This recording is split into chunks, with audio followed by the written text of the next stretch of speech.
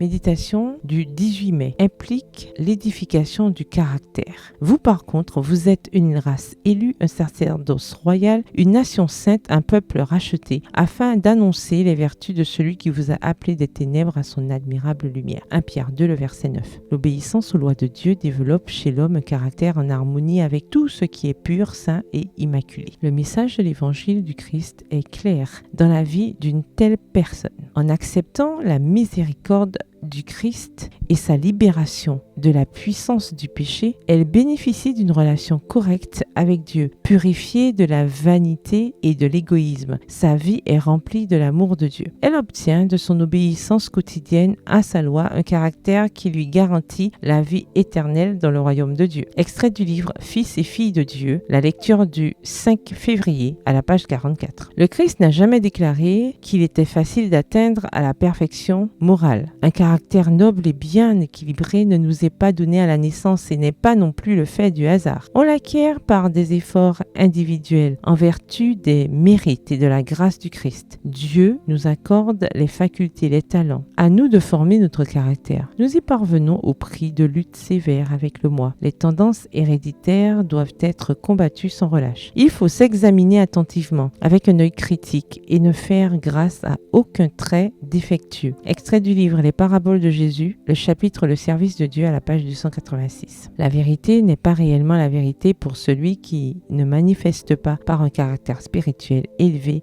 une force supérieure à celle que le monde peut donner. Une influence correspondant dans son caractère sacré et particulier à la vérité elle-même. Celui qui est sanctifié par la vérité exercera une influence salvatrice et vitale sur tous ceux qu'il côtoie. C'est cela la religion biblique. Extrait du livre Testimonies to Ministers and Gospel Workers, témoignages pour les pasteurs et les évangélistes, au chapitre 53 à la page 378. Il nous faut constamment une révélation nouvelle du Christ et une expérience quotidienne qui s'harmonise avec ses enseignements. Il est possible d'arriver à plus de sainteté. La volonté de Dieu est que nous progressions sans cesse dans la connaissance et dans la vertu. Sa loi est l'écho de sa propre voix, disant à tous, montez plus haut, soyez toujours plus saints. Nous devons chaque jour nous rapprocher de la perfection du caractère chrétien. Extrait du livre Le ministère de la guérison, chapitre Les besoins de l'ouvrier à la page 486. Bonne soirée, que l'Éternel vous bénisse.